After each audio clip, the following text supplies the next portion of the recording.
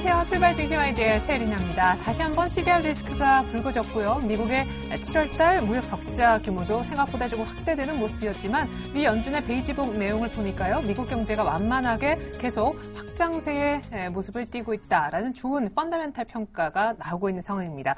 이런 가운데 미국은요. 자동차 업체들 실적이 8월 한 달간 상당히 좋았다라는 분석을 얻으며 자동차 주가들도 힘이 센 모습이었는데 무엇보다 우리로선 조금 부정적일 수 있겠습니다만 SK 하이닉스의 중국 공장 화재가 나면서 관련 반사이익이 기대되는 반도체주 넓게는 기술주 중심의 상승세도 두드려졌습니다. 유럽의 2분기 GDP 수정치도 발표가 된 모양인데 유럽 증시 상승폭은 또 어떠했을까요? 9월 맞아 이틀 연속 오르고 있는 뉴욕 증시 마감부터 챙겨보겠습니다.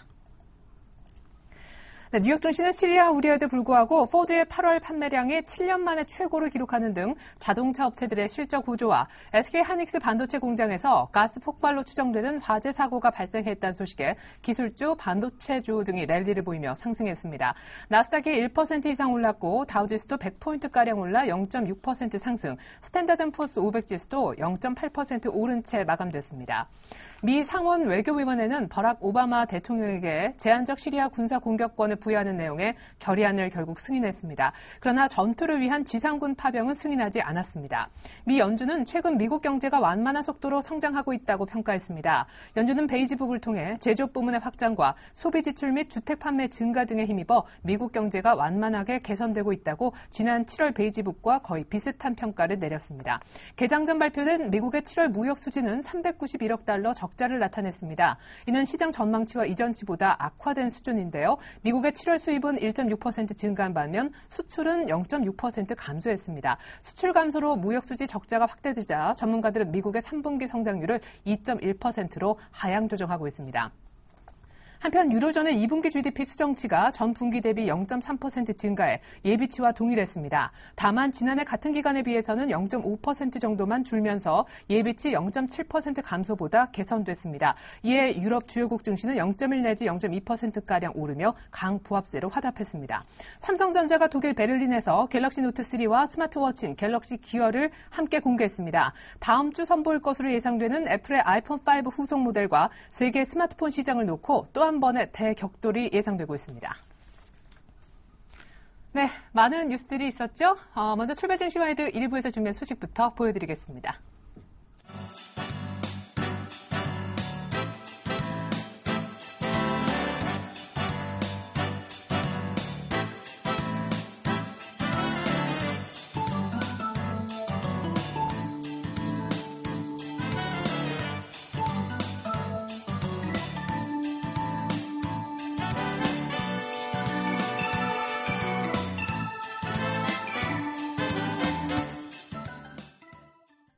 네, 개장 5분 전 시초가 공략주부터 알아봐야겠죠? 강정훈 부장님 안녕하세요.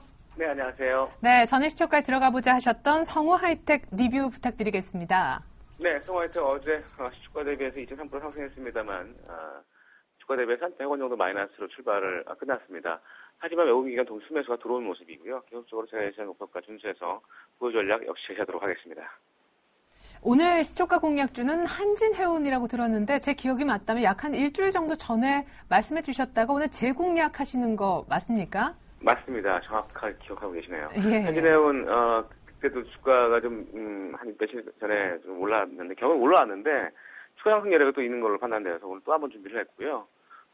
투자 포인트는 세 가지. 이제 최근에 9월달 되면서 9월 운임 상품 모멘텀 지난번에도 말씀드린 투자 포인트인데요. 글로벌 회원사들이 운임을 올린 이후에 국내 선인사들도 올해 이번 달부터 이제 운임을 인상을 발표를 했습니다. 그래서 한진해운뿐만 아니라 현대상선 이런 회원사들이 9월부터 운임을 인상하면서 이 부분에 대한 수익성 증가 이런 부분들을 말씀드려야 될 것 같고요. 그리고 두 번째는 3분기 꾸준한 기대와 저PBR 매력을 들 수 있는데 한진해운이 이 3분기 업황 전망에 대해서 이 컨테이너 부분은 성수기 진입입니다. 그래서 물동량 증가가 예상되고 있고 주요 노선의 이 추가적인 운임 회복 시도, 지속적인 비용 저감을 통해서 이 수익성 극대화 노력을 좀 다할 계획으로 좀 알려져 있습니다. 이 벌크 부분은 주요 철광석 수출국들의 공급량 증가와 미국과 러시아 곡물 수출량 증대 효과로 시장이 점차 회복될 것으로 전망을 하고 있는 상황이고요. 3분기에 컨테이너 부분의 계산적인 성수기뿐만 아니라 역시 이제 성수기의 할증료 부분이 운임의 은상 효과가 좀 될 것이다라고 좀 말씀을 드리겠고요. 기상청 시장 가치가 9,122원입니다. PBR이 1배, 지난번 제시 때 1배 미만이었습니다만, 이제 1배 도달했고, 지난해 기준 PBR 1.2배를 적용했을 때 11,000원대의 밸류에이션 매력이 있는 그런 종목이라고 말씀드리겠고요. 외국인도 8월 1일 이후에 122만 주 누적 순매수를 보이고 있습니다. 이런 부분이 한진해운의 최근 주가 상승을 다시 한번 견인할 수 있는 주가 상승 모멘텀이 충분히 있을 것이라고 말씀을 드리겠고요. 지난번 제시했던 목표가 사실 도달했습니다. 그리고 이후에 추가 상승 여력이 좀 있다고 판단돼서 제가 오늘 한진해운을 다시 한번 준비를 한 겁니다. 한진해운 이번 주 화요일 날 거의 한 7% 급등해서 이미 기존 목표가를 도달하신 상황인데, 자, 여기서 추가 상승 어디까지 가능할까요? 네, 이번에는 10,000원까지 제시해드리겠고요. 손절가 8,450원 제시해드리겠고, 내일 리뷰하겠습니다만, 며칠 전에 얘기했던 대림산업도 어제 목표가 도달했다는 거 참고하시기 바라겠습니다. 네. 자, 최근에 이제 다시금 대형주 쪽에 종목을 주고 계신데 시초가 공략주가 좀 빠르게 목표가를 달성하는 모습이네요. 한진해운 역시 또 한 번의 목표가 달성 기대해 보겠습니다. 부장님 감사합니다.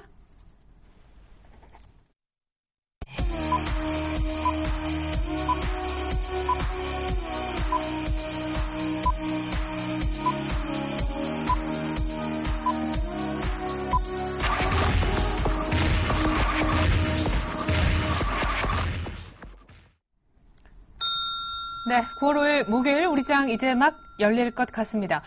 사실 시장에 오늘 화두는 아무래도 장 초반엔 SK 하이닉스가 되지 않을까 싶어요. 어제 거래소 지수는 별로 재미가 없었고 코스닥도 겨우겨우 그냥 반등세를 유지하는 정도였었죠. 의외로 마감 동시효과에서 파란불로 떨어지는 모습이 거래소의 특징이다라고도 보여지는데, 간밤에 뉴욕 증시가 또 올랐다고 하지만 내용을 들여다보면 역시 우리 SK 하이닉스의 중국 공장, 반도체 공장에 화재가 났다라는 소식이 들어온 이후 반사익을 노릴 수 있는 IT 기술주, 반도체 중심으로 올랐다라는 것을 포착할 수가 있습니다.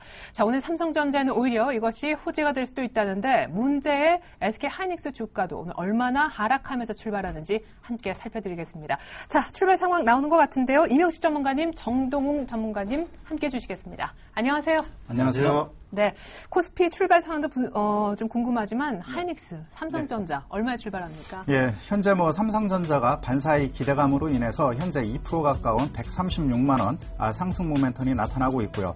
반대로 하이닉스가 역시 우려감으로 인해서 마이너스 4포인트 하락한 27,400원대로 약세 국면이 출발하고 있죠. 이로 인해서 코스피 지수의 경우는 현재 10포인트 상승한 1943포인트에서 일단 장이 시작되고 있고요. 전반적으로 미국에서 자동차 판매가 호조를 보임에 따라 시가총액 상위 종목이 현대차, 기아차, 현대보이스 등이 강보합권을 형성하고 있는 모습을 보여주고 있고, 역시 유럽에서 계속해서 긍정적인 경기 지표 개선으로 인해서 경기 민감주 섹터들의 좋은 흐름이 나타나고 있죠.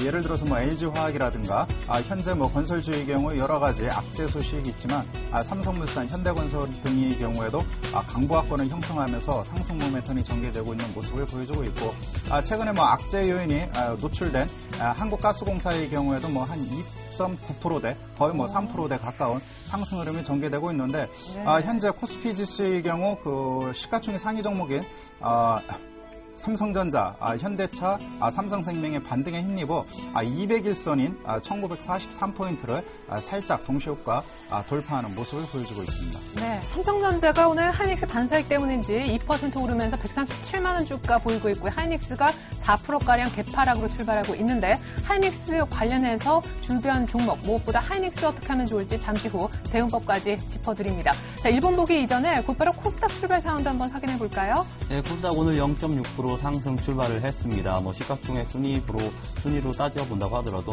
GS 홈쇼핑만이 소폭의 약세를 보이고 있고, 나머지 종목들이 지금 전부 강세를 보이면서 코스닥 지수가 강세를 보이고 있는데, 코스닥 지수 전체적으로 봤을 때 아무래도 기간에 의해 달려있다, 이렇게 말씀을 드리고 싶습니다. 최근에 코스닥 코스닥 지수를 봤을 때 전강 후약이 지속적으로 나오고 있습니다. 외국인과 기관이 끊임없이 차익 매물을 쏟아내면서 코스닥 지수가 약세를 지금 지속을 하고 있는데 이럴 때일수록 바닥을 잡아서 장기적인 관점에서 실적이 우량한 종목으로 접근을 한다면 충분히 나중에 코스닥 장세가 왔을 때 큰 수익을 누릴 수 있을 것으로 판단이 되고 있습니다. 역시나 코스닥 지수 지금 아직까지는 기관에서 뚜렷하게 파는 그런 시그널은 나오지 않고 외국인과 기관이 각각 5억, 2억 원 정도 순매하고 있는 상태인데 코스닥은 한 10시 지나서부터 기관의 매도가 나오지 않는다 그러면은 단기 기술적 반등은 조금 기대해 볼 수 있는 구간이지 않나 저는 이렇게 판단을 하고 있습니다. 네, 자 무엇보다 200일선 안착 여부를 많은 분들이 중요하다라고 하셨었는데 오늘 갭 상승하면서 200일선의 갭으로 올라타 있는 그런 상황입니다. 일본 니케이는요, 오늘 BOJ 회의를 앞두고 있죠. 어제 이미 그 전에 니케이 14,000이 회복됐는데 오늘 0.6% 추가 상승하면서 14,140포인트까지 일본도 오르고 있습니다. 자, 이어서요, 샘플러스 멘토들을 만나볼 텐데 멘토들은 현대시장 어떻게 보고 있을까요? 라이브 방송 함께 하시죠.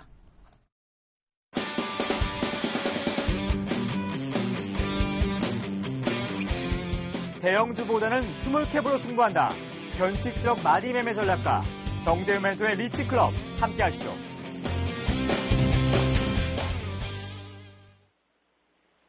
네, 안녕하십니까. 리치클럽 정재훈입니다. 시장 하이닉스는 좀 밀려 내려오고 있는 그런 모습들, 일단은 악재거리가 좀 나와주면서 좀 밀려 내려오고 있지만 다른 종목군들 일단 상승은 괜찮다라고 좀 보시면 좋을 것 같네요. 일단 삼성전자 좀 많이 올라가고 있는 그런 모습들이고요. 더 이상 대형 섹터들 많이 올라가고 있는 그런 모습들은 보이고 있지만, 아직 탄력적으로 움직이기는 이제 좀 다소 좀 미비해지지 않을까라고 좀 생각을 하고 있고요. 그렇게 된다면 스몰캡 종목군들 위주로 좀 보시는 게 좋겠다라고 좀 말씀을 드리고 싶습니다. 일단 완성차 섹터가 올라가고 있는 그런 모습들이 나타나고 있으니까 자동차주 부품 섹터들 위주가 좀 더 낫지 않겠나라고 좀 보고 있는데요. 그 이유를 좀 살펴보게 된다면, 여전히 완성차 섹터보다는 스몰캡 종목군들, 일단 한일 이화라든가 이런 종목군들이 더 많이 올라가고 있다라는 얘기겠죠. 그뿐만이 아니라 실적으로나 이런 부분들을 놓고 보더라도 훨씬 더 유리하다라고 좀 보시는 게 좋을 것 같습니다. 일단 많이 못 올라간 종목군들 위주로 좀 보는 게 좀 더 낫지 않겠나라고 좀 생각을 하고 있고요. 거기에다가 이제 2차 전지까지도 맞물려 좀 볼 수가 있을 것 같은데, 바로 전기차 관련 섹터들, 일단 예를 들게 된다면 우리산업 같은 종목군들은 좀 괜찮지 않을까라고 좀 생각을 하고 있습니다. 일단 왜냐면은 여러 가지 사상 최고 실적을 좀 기록을 하고 있는 그런 모습들이고요. 그렇게 된다면은 이런 종목군들을 일단 매매를 해봐도 충분히 좀 좋지 않겠나라고 좀 생각을 하고 있습니다.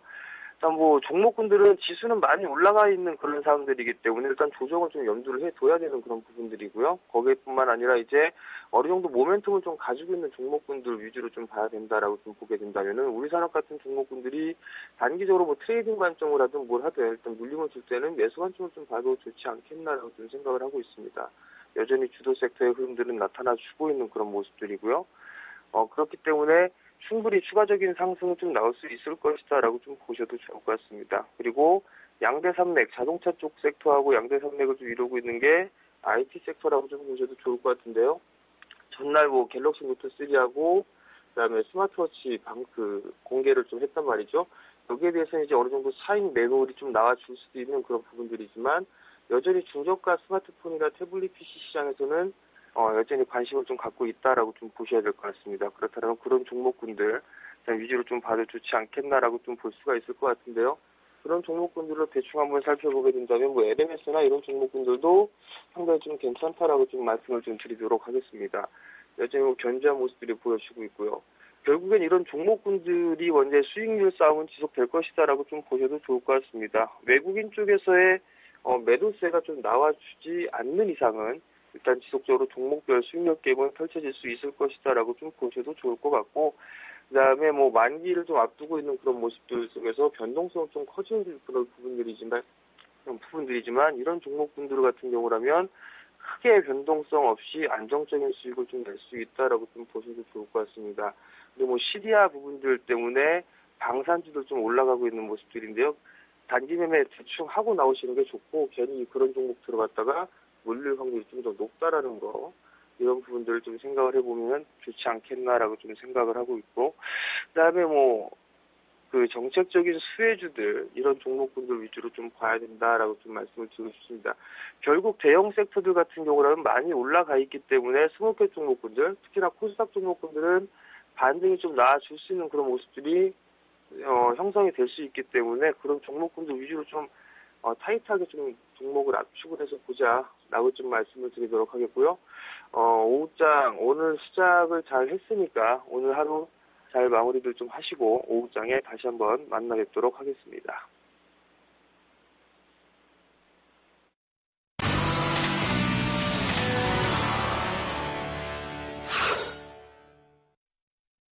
네.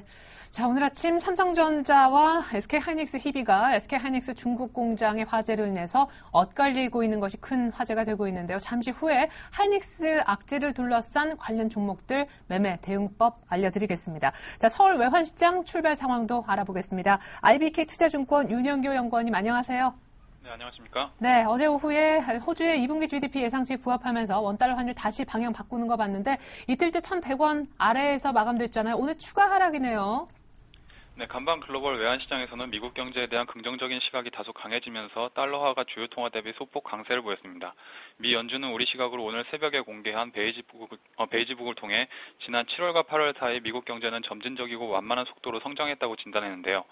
기본적인 스탠스는 지난번과 크게 달라지지 않았습니다만 이 내용이 2주 후에 예정되어 있는 9월 FOMC에서 양적 완화 축소 결정으로 이어질 가능성을 높이면서 달러 강세를 이끌고 있습니다.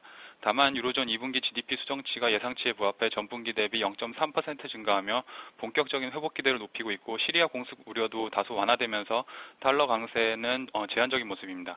이에 따라 엔달러 환율은 전일 대비 소폭 상승한 99.7엔 근처에서 달러 유로 환율은 1.32달러 내외에서 거래가 이루어지고 있습니다. 어제 우리 외환시장에서 원달러 환율은 전 거래일 대비 3.4원 하락한 1,094.5원의 거래를 마쳤는데요. 미국 양적 완화 축소 이후 충격에 대한 우려가 희석되고 있는 가운데 조금 전에 발표된 국내 2분기 GDP 잠정치가 예상치에 부합하는 등 국내 경기 펀더멘탈에 대한 기대감이 살아나면서 원하는 달러화 대비 상대적으로 강세 압력을 받는 모습입니다.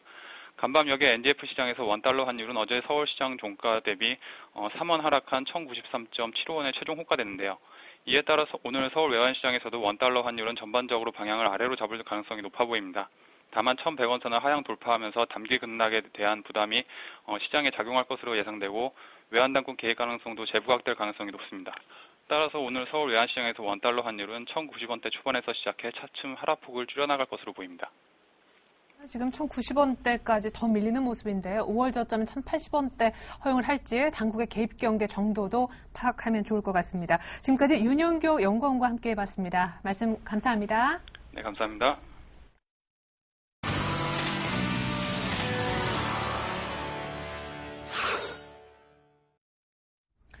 네, 삼성전자가 당겨주는 장이 나오고 있습니다. 1940포인트 위쪽에서 움직이는데 1940의 중요성을 외치셨죠? 고수들의 작전 타임 이어갈 텐데 그런 고수인 한국밸류 21의 이두코 대표님 만나보겠습니다. 대표님 안녕하세요. 반갑습니다. 네, 하이닉스 중국 공장에 불난 게 우리 코스피 1940을 오히려 이끌고 있네요. 예, 전체적으로 일단 어제 상황부터 좀 말씀을 드리면 상당히 좀 아쉬운 장이었죠. 어제 장을 이끌어준 섹터가 전차군단이었는데, 장 초반에 하락을 했다가 중후반에 들어오면서 삼성전자, 말씀하신 대로 현대차 같은 경우에 11선에 대한 지지를 받으면서 상승 반전하기도 했었는데, 결과적으로는 지수가 약세 마감을 했죠? 많은 전문가분들이 관심을 갖고 계시는, 201선에 대한 저항만 지속적으로 확인을 했다가, 오늘 돌파 시도를 하는 모습인데, 일단 오늘도 여러분들이 체크를 하셔야 할 게 1940포인트에 대한 돌파 안착 여부를 지속적으로 좀 체크를 하셔야 될 것 같아요. 일단 오늘 상승 출발은 하고 있지만, 만약에 여기서 윗꼬리를 간다거나 조금이라도 좀 약세의 모습이 나온다면, 상대적으로 아래 지지대, 21선하고의 갭이 상당히 좀 많이 벌어진 모습이기 때문에, 여기서 상승폭을 유지하면서 201선을 안착하는 것이 상당히 중요할 것 같고, 일단 현재 지수가 201선에 대한 돌파 시도를 하면서 전차 군단도 11선을 지지하고 반등이 좀 나와주고 있기 때문에 지수도 함께 탄력을 좀 받고 있다는 점. 일단 11선이라는 게 단기 고점들에서 전고점까지 재차 상승하기 위한 조정에서 나오는 지지이기 때문에 삼전도 그렇고 현대차 같은 경우에도 각각 전고점 라인 때 삼전은 137만 원권 돌파 시도를 하고 있는데, 일단 시초가 대비 조금 밀리는 모습이기 때문에 밀리는 모습인데, 현재 보시면 매물이 한 4,000주 정도, 2,000주 정도 두껍게 좀 포진이 되어 있는데, 돌파하는지 여부, 현대차도 24만 9천 원대를 돌파하는지가 상당히 좀 중요하다라고 좀 보고 있고요. 만약에 이 저항 라인들을 돌파하지 못하고 꺾이는 흐름이 나왔을 때는 그동안에 우리 증시도 전체 군단에 좀 영향을 많이 받으면서 상승을 좀 해줬던 부분이기 때문에 같이 체크하시면서 좀 보시는 게 맞을 것 같다. 해서 오늘 시장은 중기적으로 틀을 바꿀 수 있는 상황이기 때문에 윗꼬리를 다는지 안착하는지 여부에 따라서 시장의 분위기는 완전히 달라질 수 있는 부분인 것 같고요. 결국에는 공통점이 있죠. 지수도 밀리다가 반등하는 라인이 삼성전자와 현대차는 11선, 지수는 121선이기 때문에 앞에서 말씀드렸듯이 이런 단기 반등 구간에서의 고점 돌파가 상당히 중요하다라고 좀 보고 있는데, 일단 다우지수도 지난 시간에 말씀을 드렸지만 월봉 차트를 좀 잠시 보시면 주 초반이지만 현재 이렇게 갇혀있는 모습이거든요. 갇혀있는 모습인데 무슨 이야기냐면 지난 8월의 저점이 14,760포인트인데 이번 달 저점 라인이 14,770포인트. 저점을 이탈하지 않고 10월봉과 5월봉선에 갇혀있는 모습이기 때문에 여기서 재차 상승 탄력을 받고 상승을 하려면 5월봉선이죠. 저항을 하고 있는 5월봉선이 15,000포인트 회복이 상당히 좀 중요하다라고 좀 판단을 하고 있고요. 해서 우리 증시도 일봉 차트로 좀 돌아서 보면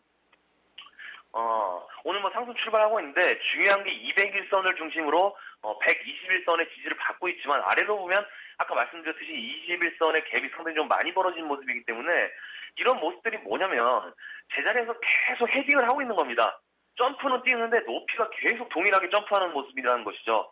그렇게 점프만 하다 보면 체력이 고갈되겠고 결국에는 다리가 풀리면서 주저앉는 모양새가 좀 나올 수 있다는 점, 그리고 갭이 많이 벌어져 있다는 것은 그만큼 갭을 채울 수 있는 상황은 언제든지 좀 나올 수 있다는 점이기 때문에 오늘 1940포인트를 돌파하고는 있지만 여기서 추가적으로 큰 폭으로 상승이 좀 나와주면서 안착을 해야 눌림에서는 적극적으로 매수할 생각이 어느 정도 있다는 점 참고로 좀 하시면 되겠고요. 거꾸로 계속 헤딩만 하고 점프하는 높이가 작아진다라고 하면 시장은 어느 정도 고점 돌파에 대한 체력 고갈이 될 수 있다는 점 체크하시면서 코스피 시장 대응하시면 되겠고요. 일단 중요한 부분이 문제는 코스닥인데 코스닥 시장 현재 61선을 저항을 계속 지속적으로 외국인 기관 동시 순매도가 나오면서 개인들이 상대적으로 많은 코스닥 시장이 현재 단기 지지라인들로 이탈된 상황이고, 이 저항이 상당히 좀 두텁게 작용을 하면서 어제는 IT 부품주들 상당히 좀 많이 하락한 모습이 좀 나왔었는데, 일단 가장 중요한 부분이 61선 돌파 같아요. 그러니까 현재 코스닥도 201선을 돌파 시도를 하고 있는데 수급선이죠. 61선의 돌파가 상당히 좀 빨리 나와줘야 개인들도 숨통이 좀 튈 텐데, 셀트리온이 현재 단기적으로 트레이딩 가능한 구간에 좀 들어온 상황이기 때문에 어느 정도 상승폭이 나와주면서 코스닥 지수 함께 이끌어줄 수 있는지도 60선 이끌어주는지 61선 돌파하는지 지속적으로 체크를 하시면서 대응하시면 되겠습니다. 그래서 오늘 시장 상승 출발하고 있지만 앞에서 말씀드렸듯이 시장 전체 틀을 변화시킬 수 있는 변곡점에 도달한 것 같습니다. 상당히 좀 중요한 시점이기 때문에 신중하게 판단 잘 하시고요. 오늘 장도 성공 투자 기원 드리겠습니다. 오늘 작전 타임은 여기까지입니다. 고맙습니다. 네, 지금까지 이트코 대표님의 작전 타임 들으셨고요. 이번에는 특징주 집중적으로 파헤쳐보는 수급 특징주 포함해서요. 출발 키포인트 브리핑 시간을 이어가 보겠습니다.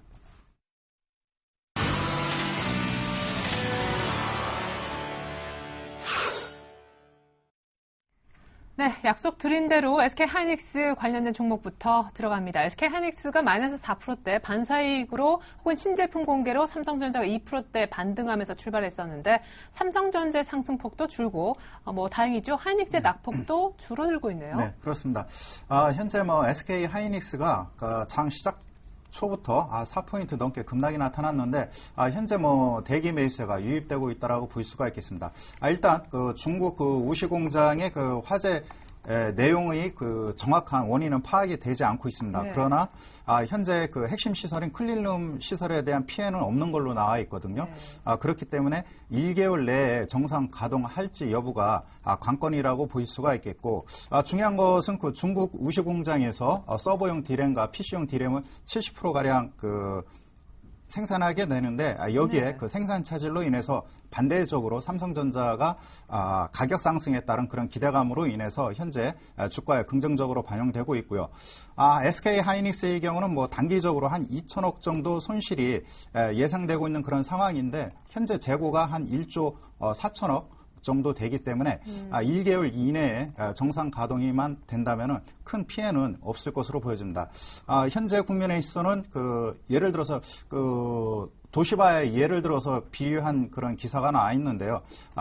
2011년도인가요? 동남아 이쪽에 생산기지가 좀 여파를 받았을 때, 그 다음에 대지진 여파로 인해서 그 생산시설에 피해가 있었을 때 약 한 30% 급락이 나타났는데 반도체 업황이 개선됨으로 인해서 만회를 했거든요. 네. 현재 SK 하이닉스의 경우 일부 반도체 D램용 공정을 낸드로 전환하고 있는 그런 상황입니다. 이렇다 보니까는 현재 낸드 플래시 시장 점유율 2위까지를 내다보고 있는 그런 상황에 놓여 있기 때문에 하반기 삼성전자와 함께 모바일 쪽과 관련된 그런 D램의 그런 수요가 얼마만큼 개선이 되느냐가 현재 낙폭이 컸던 주가를 빠른 시간 내에 만회하느냐 관건이라고 볼 수가 있겠고, 기술적 분석상 200일선을 이탈했기 때문에 28,000원대 회복 시점에서 다시 관심을 가져야 되는 그런 상황이라고 보실 수 있겠습니다. 네, 그러면은 28,000원 회복하는 거 보고 들어가자. 네, 그렇습니다. 예. 모든 돌발 변수가 나올 때 여러 가지 불확실성 요인이 있는데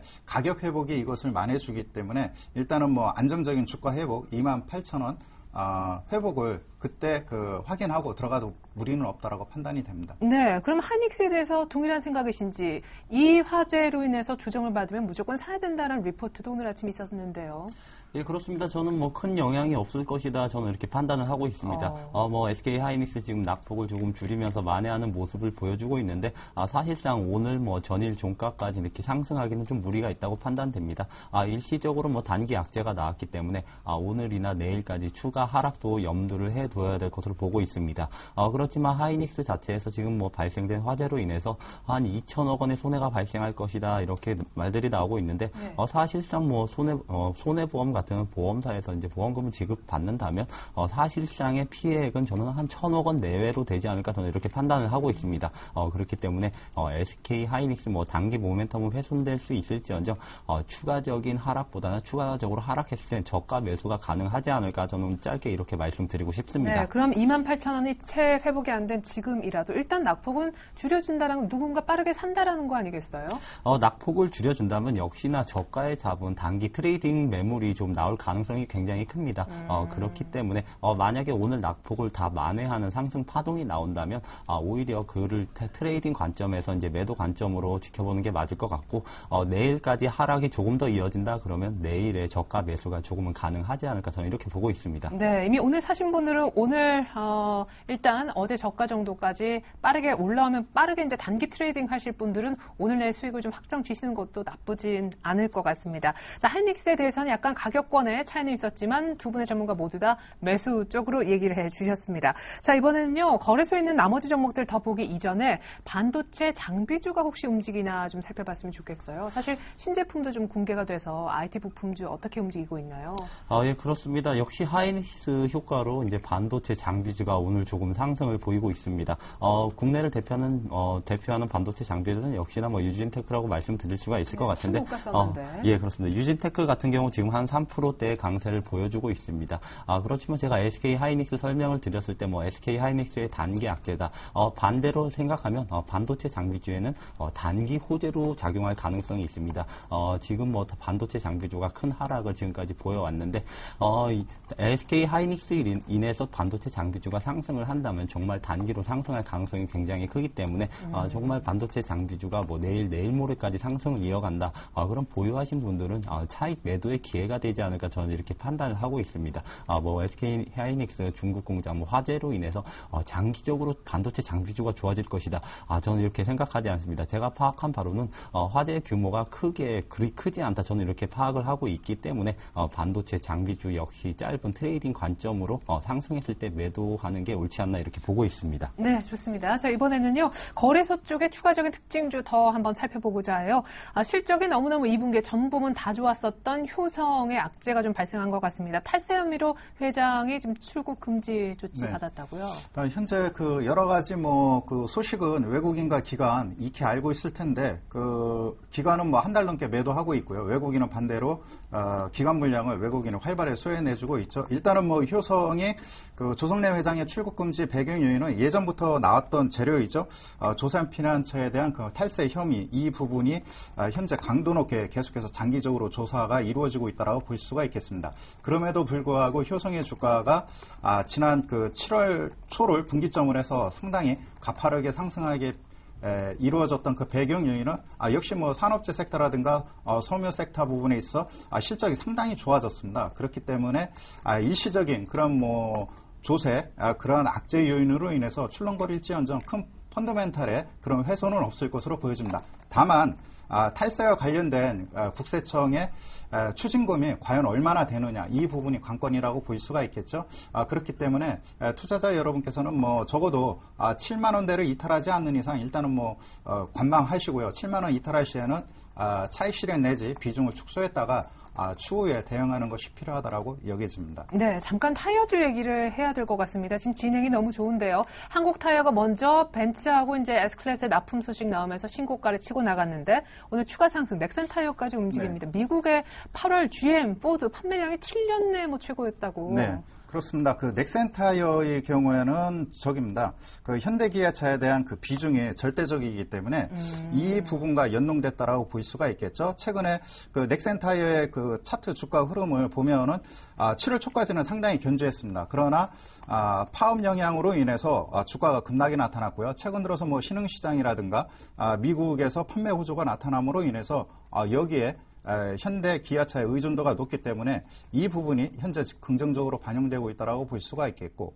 전반적으로 타이어 섹터의 경우에는 상반기 내내 그 원재료 부분이 계속해서 하향 추세, 천연 고무라든가 합성 고무 부분이 어느 정도 그 충분한 그런 낮은 가격대에서 조달을 했기 때문에 이 부분이 수익성 개선이라고 볼 수가 있겠습니다. 넥센 타이어의 경우는 현대 기아차의 물량 증가와 궤를 같이 한다라고 볼 수가 있겠고, 그런 측면에서 파업 사태만 잘 해결이 된다면은 7월달 단기 그 고점이 18,000원대인데 이 가격을 회복할 것으로 여겨집니다. 네, 이번에는요, 코스닥 쪽으로 와서 코스닥 시가총액 상위주 가운데 조금은 많이 오르는 종목들 보겠습니다. 오늘 서울반도체 셀트리온뿐만 아니라 서울반도체와 연동되어 있는 루멘스, 그리고 셀트리온과 비슷한 섹터로 볼 수 있는 차바이오엔이 같이 오르네요. 예, 그렇습니다. 오늘 코스닥 대형주들이 동반 상승을 보여주고 있는데 아무래도 코스닥 이제 저가 메리트가 좀 작용을 하면서 상승하고 있는 게 아닌가 저는 이렇게 판단을 하고 있습니다. 근 2주 동안 외국인과 기관이 코스닥에서 매물을 대량 출회하면서 코스닥 대형주, 중소형주 할 것 없이 모두 이제 하락을 보여왔는데 오늘은 좀 반등을 시도하는 것 같습니다. 일단적으로 셀트리온 같은 경우는 저는 간략하게 누누이 말씀을 드리겠지만 올랐을 때 팔아보자 이렇게 말씀을 드리고 싶습니다. 셀트리온 같은 경우는 이제 단기 반등에 성공을 했지만 기술적 반등이다 이렇게 말씀드리고 싶고, 아직까지 분식 회계에 대한 루머라기보다는 분식 회계에 대한 논란이 아직 논란이 아직 불식되지 않고 있는 상태입니다. 그렇기 때문에 언제 한번 큰 악재가 나올 가능성이 있고 재료도 이미 대부분 노출된 상태이기 때문에 추가 상승보다는 하락을 조금 염두해보는 전략이 필요할 것으로 전망이 되고 있습니다. 그 다음은 이제 서울반도체랑 루멘스를 둘 수가 있을 것 같은데 최근에 이제 서울반도체가 많이 빠졌는데 역시나 코스닥에서 기관과 외국인이 자금을 대거 이탈을 하면서 서울반도체가 하락한 부분이 컸습니다. 근데 제가 누누이 말씀을 드렸지만 서울반도체는 장기적 성향을 가지고 매수를 한다면 큰 수익을 누릴 수 있을 것이다 이렇게 말씀을 드렸었는데 서울 반도체는 내년에는 4만 원은 무조건이라고 표현하기보다는 웬만하면 4만 원은 안착할 것이다.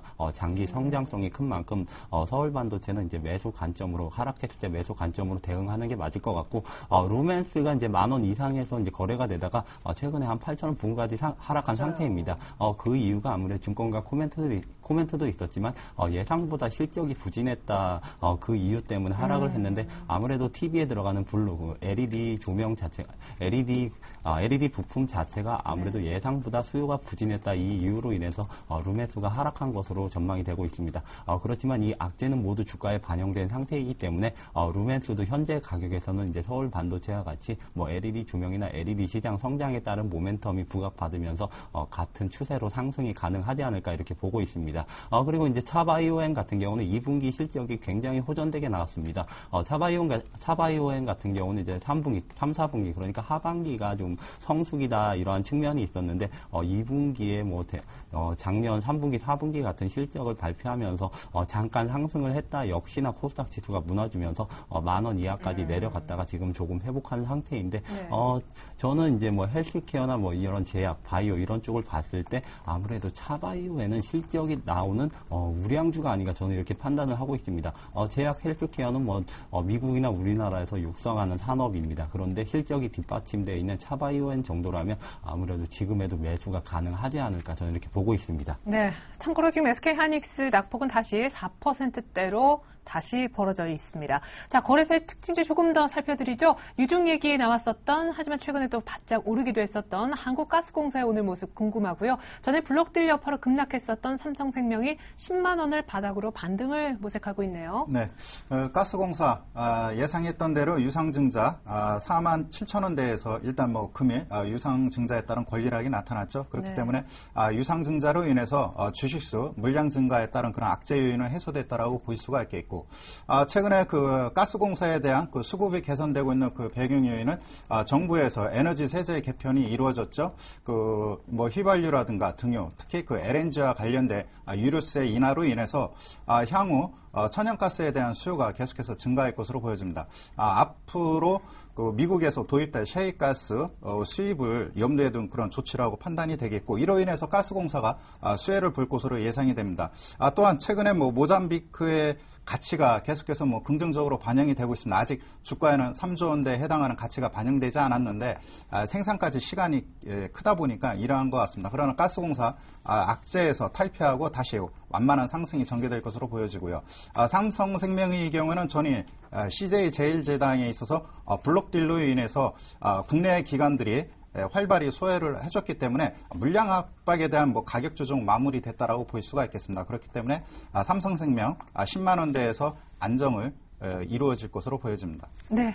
자, 이렇게 해서요. 저희가 이 시각 현재 특징주 빠르게 좀 살펴드렸던 것 같습니다. SK하이닉스가 악재로 마이너스 4%대 크게 낙폭을 줄이지 못하고 있는 상황인데요. 전일 수급 특징주 보여드립니다. 자, 전일 외국인들이요, 100억 정도밖에 현물을 사지 않았던 날입니다. 자, 왼편이 외국인들이 전일 거래소에서 매수했던 종목들인데요. 블록딜 있었지만 외국인 샀습니다. 삼성생명, 그 밖에 삼성전자 어제부터 오르기 시작했었죠. 하이닉스 일단 어제까지는 사주고 있었는데 삼성중공업 전고점 뚫고 4만 1,000원까지 갈 때 외국인들의 매수가 역시 중요했습니다. 매도한 종목 가운데 KB금융 소폭 계속 팔고 있고요. LG생활건강 마찬가지, 한국타이어도 약간 차익 실현하면서 현대건설도 같이 팔았습니다.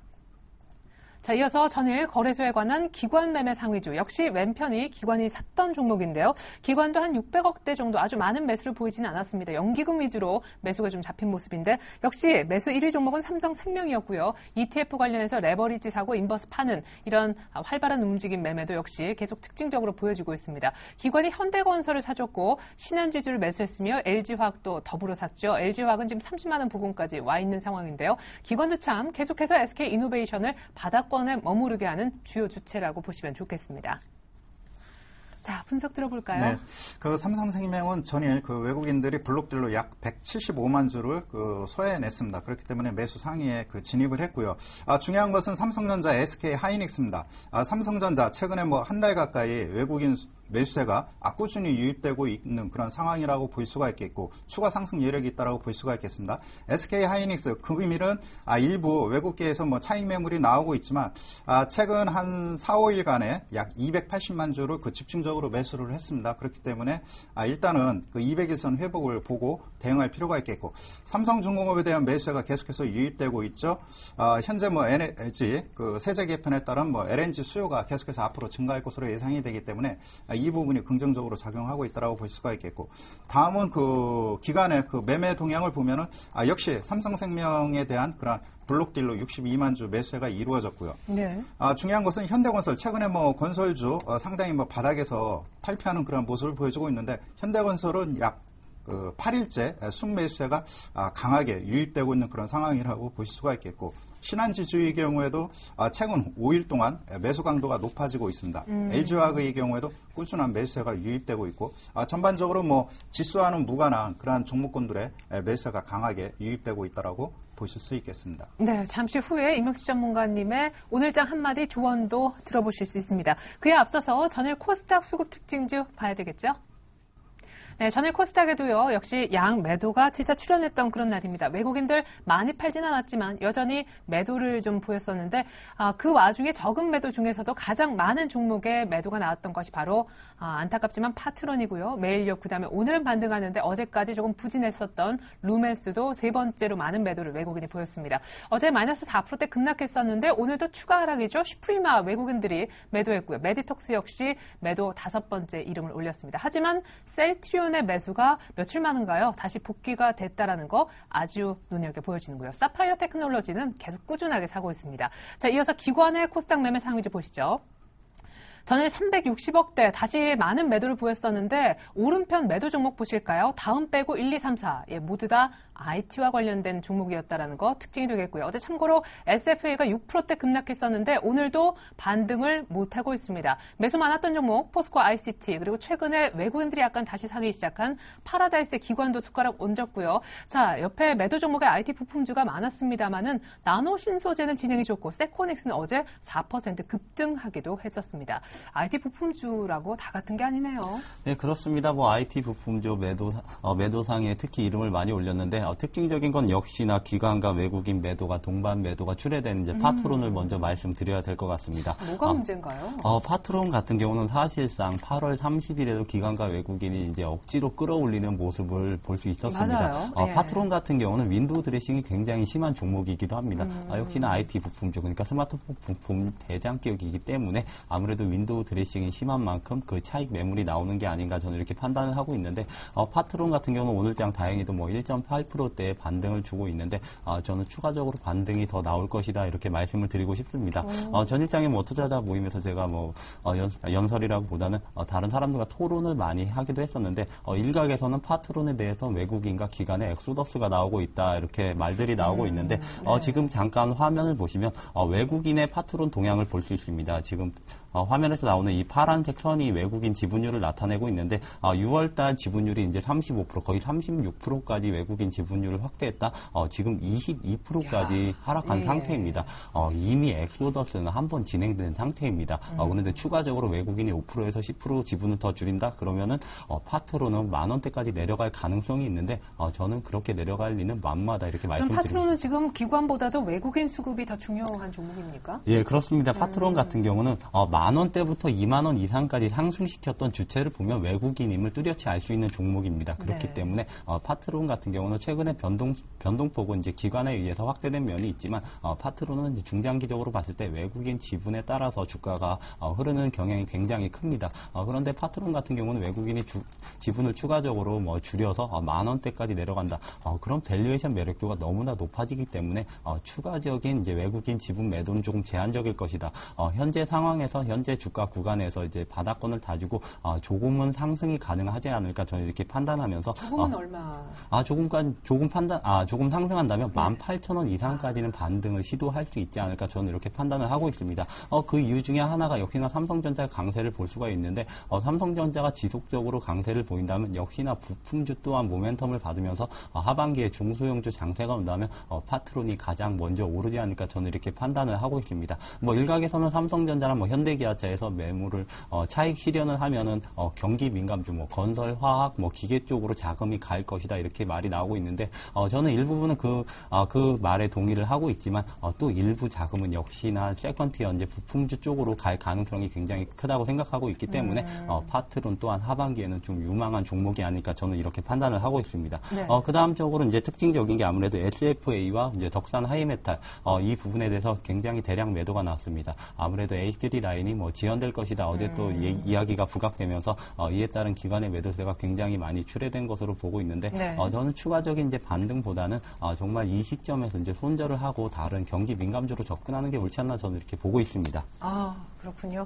예, 알겠습니다. 자, 이번엔 두 분의 오늘장 조언 들어볼 텐데 제가 아까 미리 얘기를 조금 나눠본 결과 두 분 다 조선 쪽에 관심을 좀 갖고 계시다고 들었어요. 네, 그 전일 같은 경우 뭐 특징적인 게 삼성중공업과 그다음에 후발주인 뭐 두산엔진이 그 크게 상승을 했는데요. 아무래도 뭐 전방 산업이 그 좋다 보니까 부품업체로 일단은 그 호황, 업황 개선이 전가되는 이전되는 긍정적인 모멘텀이 나타나고 있기 때문에 최근에 그 흐름 속에서 순환 상승이 나타나고 있습니다. 그렇기 때문에 조선 기자재 업체 눈여겨봐야겠고요. 금일도 자동차와 관련된 그러한 판매 호조로 인해서 장중에 말씀을 드렸지만 타이어 섹터의 흐름이 상당히 좋게 전개되고 있습니다. 그렇기 때문에 역시 그 자동차 관련 부품주들의 경우는 한번 상승을 했기 때문에 또다시 부품 관련주 쪽에서 관련 연관 산업이 있는 타이어 섹터, 금일 뭐 한국 타이어, 넥센 타이어 상당히 좋습니다. 그렇기 때문에 전방 산업이 좋은 그러한 그 섹터의 경우에는 부품 업체들까지 동시에 좋은 주가 흐름이 나타날 수 있고 실적 업황 개선이 나타나고 있는 만큼 여기에 관심을 가지고 대응해 볼 필요가 있다라고 여겨집니다. 네, 아주 폭넓은 의미의 조선, 기자재 쪽까지 같이 포함하는 조선주 얘기를 들어봤습니다. 정동 전문가님도 조선주 좋게 보시다면서요? 역시나 이제 하반기에 주도 섹터가 될 수 있는 건 전차 군단과 함께 조선주가 되지 않을까 이렇게 보고 있습니다. 뭐 유럽 경기가 살아남에 따라서 뭐 조선주가 각광을 받는데 조선주가 각광을 받을 수밖에 없는 이유는 국내 이제 유럽발 매출 비중을 보면은 단일 업종으로 조선주가 이제 15% 정도로 가장 크기 때문에 아무래도 조선주가 각광을 받는 것으로 판단이 되고 있습니다. 그런데 이제 아무래도 2008년 이후에 치킨 게임, 조선사들의 치킨 게임이 마무리되면서 아무래도 국내 살아남은 대형 조선사들이 이에 따른 수혜가 전망된다 이러한 관점으로 봤을 때 조선주는 크게 상승이 가능할 것으로 보는데 역시나 조선주 중에서도 저는 최선호주로 꼽는 건 현대중공업, 현대미포조선으로 이렇게 생각을 하고 있습니다. 그 이유 중에 하나가 예전에는 뭐 드릴십, 뭐 시추선 뭐 이런 쪽에 이제 삼성중공업이 강세를 보였지만 중국과 유럽 경기 회복으로 물동량이 증가한다. 그러면 역시나 상선 쪽으로의 수주가 좀 폭발적으로 일어나지 않을까.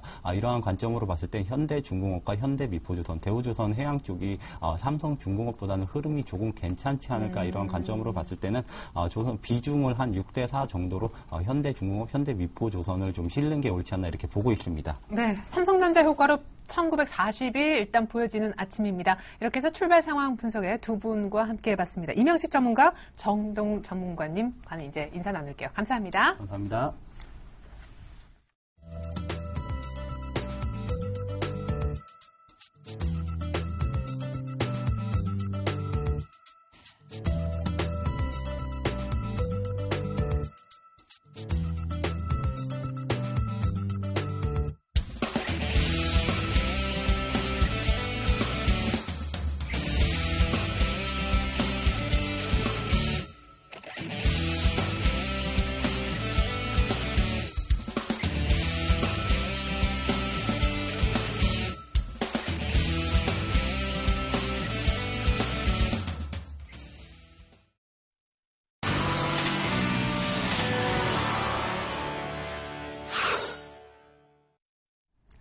글로벌 이슈 속 숨겨진 의미 알아볼 시간이죠. IM투자증권 김동섭 이사님 연결합니다. 안녕하세요, 이사님. 네, 안녕하세요. 네, OECD가 유럽 경제 예상보다 빠르게 회복되고 있다 이렇게 평가하기도 했었고 간밤에 유로존 2분기 GDP 수정치가 꽤 괜찮게 나오기도 했었죠.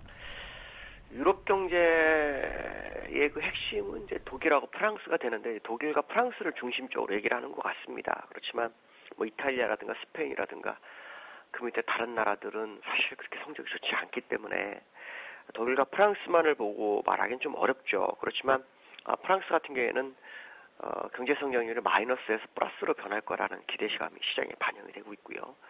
독일과 프랑스가 살아나게 되면 결국 남유럽에 있는 국가들한테도 그 영향이 갈 거다라고 시장은 생각을 하는 것 같습니다.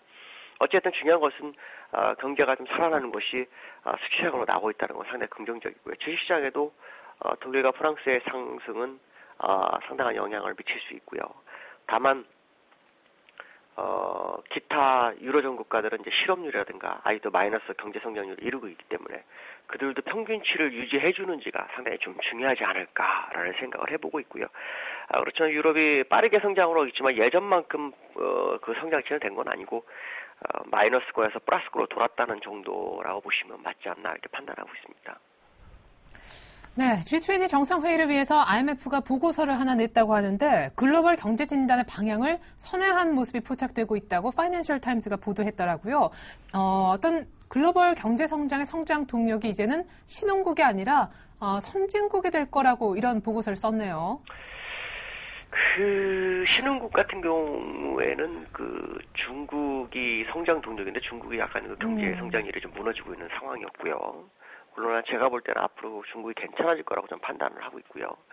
그 다음에 이제 문제가 되는 건 뭐냐면 그동안 미국장과 연계해서 움직였던 인도라든가 인도네시아 이런 나라들이 그 통화의 절하가 문제가 생기면서 이로 인한 그 경제가 약간 무너지기 때문에 아마도 이 부분을 대두해서 얘기하는 것 같습니다. 그래서 아마도 아시아 시장보다는 결국 선진국 시장이 좋을 것이다라고 얘기를 하고 있는데요. 사실 선진국 시장은 유로존을 빼놓고는 미국이 상당히 좋은 상황이었기 때문에 뭐 그걸 바꿀 그런 상황은 아니라고 보여지죠. 그렇지만 아시아 시장을 너무 그 잠재력을 무시한 그런 어떤 보고서가 아닐까라고 판단이 쓰고 있고요. 제가 볼 때는 아시아 시장도 조만간 회복 국면을 좀 보이지 않겠느냐라고 판단이 쓰고 있고요. 특히 루피아 같은 것도 더 이상의 그 절하가 되지 않는 모습이 나타나는 것을 보았을 때는 보고서 내용을 조금 신흥 국가에는 좀 안 좋게 쓴 것으로 정도로 생각을 해봐야 되지 않을까 이렇게 판단하고 있습니다. 네, 그렇군요. 오늘 9월 또 일본 쪽에서 중앙은행 통화정책 회의가 예정이 돼 있는 날인데 지금 BOJ 회의 앞두고 점차 오르더니 이미 니케이는 14,000을 회복해 놓은 상황에서 만약에 아베 총리가 소비세 증세를 내년 4월에 하지 않고 미루게 되면 지금 잘 나가는 듯 보이는 일본 증시가 10% 폭락할 수 있다는 경제 전문가들 분석이 나와 있네요. 그 소비세는 증세를 해도 악재고 증세를 안 해도 악재고 다 문제가 됩니다.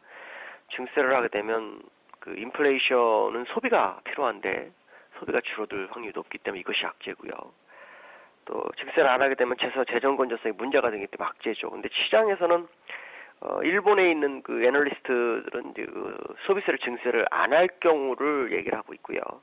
S&P 같은 데서는 오히려 그 소비세 증세는 문제라고 좀 얘기를 하고 있고요. 또 그 이번에 그 일본의 그 양적 완화를 재무 설계를 한 사람이 그 하마다 고이치인데 이 사람도 1년 정도 유예를 해야 되지 않느냐 이렇게 얘기를 하고 있는데요. 제가 볼 때는 소비세 증세는 지금 하는 게 별로 적절치 않다라고 판단하고 있고요. 오히려 그 지금 해서 지금까지 상승분을 다 까먹을 수 있다. 10%가 아니라 오히려 소비세 증세로 인해서 저는 더 많이 빠질 거라고 판단하고 있기 때문에요. 이것을 좀 연장하는 쪽이 시장에서 유리하지 않느냐. 물론 지금 일본에서는 증세를 안 하게 되면은 시장에 더 심각한 우려를 가져올 수 있다. 이것은 이제 어떻게 보면 아베 신조가 시장에 약속했던 분이 약속을 안 지켰을 때 나타날 수 있는 그런 현상에 대해서 얘기하는 것 같은데요. 제가 볼 땐 증세를 좀 늦추는 게 맞다라고 판단하고 있습니다. 네, 아무래도 소비 측면이 걱정돼서이신 것 같습니다. 자, 1940선을 회복했고요. 오늘 좀 아이러니하게도 삼성전자 신제품이 공개된 날 하이닉스의 반사이익 분석까지 나오면서 삼성전자 시장이 큰 힘이 되고 있는데 외국인도 10거래 연속 사고 있고요. 어제 잠깐 변수로 지적하신 원달러 환율은 1,090원대 초반까지 지금 내려와 있습니다. 오늘장 조언 부탁드려요. 지금 오늘 아침에 흔드는 건 제가 봤을 때는 갭상승을 메우는 과정이 아닌가라는 생각이 들고 있고요. 일단 200일선을 밟고서 거기서 그 갭상승을 메웠다라는 것은 오늘 장 아주 강해질 수 있다라는 생각을 하고 있고요. 다만 문제는 뭐냐면 우리나라 터줏대감 기관들이 선물로 방향을 잠깐 누르고 있어요. 이게 조금 시장에 도움이 돼야 되는데 그렇지 못하고 있다는 게 좀 아쉽다. 오늘 기관들이 외국인을 도와서 움직이는지를 좀 확인하실 필요성이 있고 제가 보는 견해로는 200일선 위에서의 움직임, 갭 상승을 메워주는 움직임이 9시 반 전에 끝났다면 오후장으로 가면서 그동안 3일 동안 못 갔던 거. 일본 같은 경우는 오히려 이번 주에 4.4% 상승했거든요. 우리나라는 못 갔습니다. 그 부분 특히 세계 언론이 우리나라를 지목하고 있는 그런 상황이라면 이제 한번 힘을 좀 쓰는 하루가 되지 않을까 그렇게 판단하고 있습니다. 네, 사실 어제 오전장도 약간 흔들림에도 불구하고 오후장 기대가 된다라고 하셨는데 막판 동시효과 이전까지는 역시 이사님 말씀대로 흘러갔었거든요. 오늘도 오후장에 추가적으로 힘을 더 낼 수 있는지 같이 좀 기대를 해보겠습니다. 김동섭 이사님 감사합니다. 네, 감사합니다. 네, 1941.92 오늘 갭상승하면서 1940 처음부터 보여줬었는데요. 삼성전자가 많이 오르네요. 잠시 후 2부로 다시 오겠습니다. 고맙습니다.